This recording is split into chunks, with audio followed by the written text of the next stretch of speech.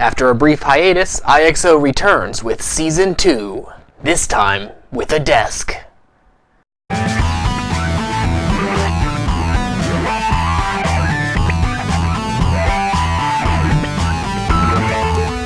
Do you ever wish that you had X-ray vision? What would you do with it? Don't deny that you would look through people's clothes, we all know you would. What else would you do? Would you get a job at the TSA and let them know how much better you are than them? Perhaps help out at the doctor's office and let them know when that bump is actually a tumor. It's not a tumor!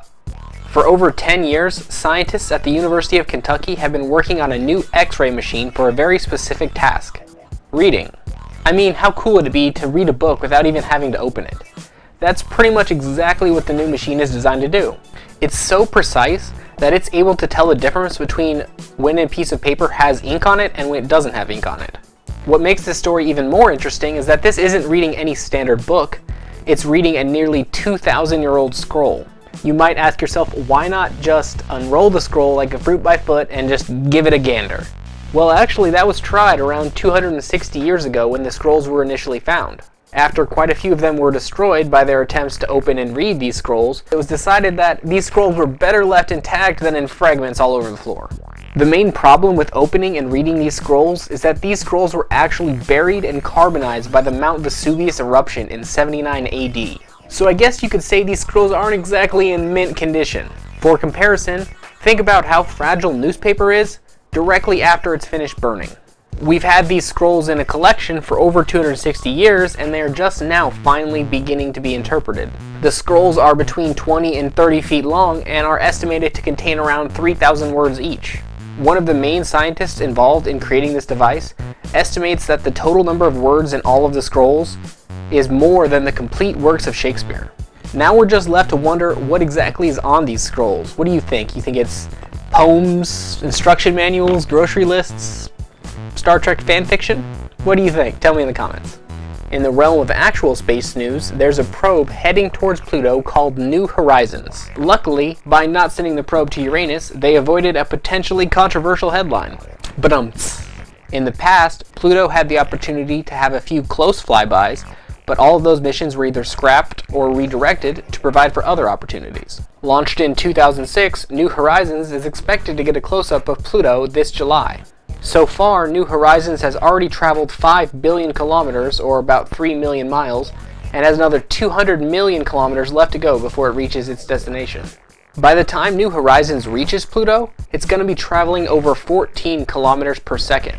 That's over 31,000 miles per hour, which means that New Horizons orbiting Pluto is not going to happen. But as the probe rockets by, it should still allow for some photography at a measly 14,000 kilometers away. This is the last of the original 9 planets to get its picture taken by a close-up probe. Scientists are excited to finally complete the set of close-up planetary portraits. Gotta catch 'em all! Whether it be old scrolls or probes in space, it's kinda hard not to think of Star Trek. At least for me it is. So let's talk about how Star Trek influenced today's life. It predicted cell phones, tablets, 3D printing food, kinda, and a few of its other technologies are closer than you might think. German scientists have just finished working on the first transporter. No, not the Jason Statham movie. The ability to move an object from one point in space to another point in space without physically moving the object. In Star Trek, the transporter was originally invented to reduce the cost of starship landing animations.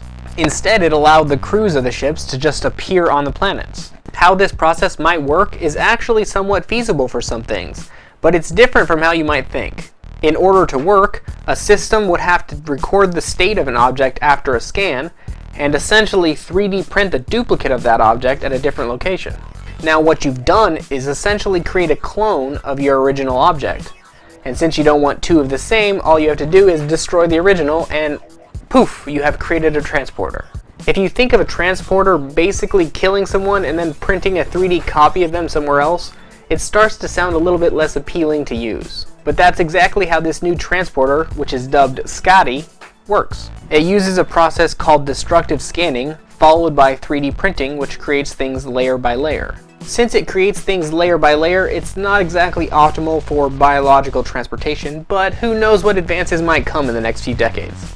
If you knew a transporter was going to kill you and you were going to appear in an identical body somewhere else, would you still use the transporter?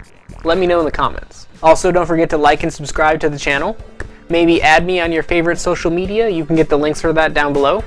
Also, from my last $50 giveaway, here's a picture of the winner and what she ended up spending her winnings on. And remember, keep learning all the time.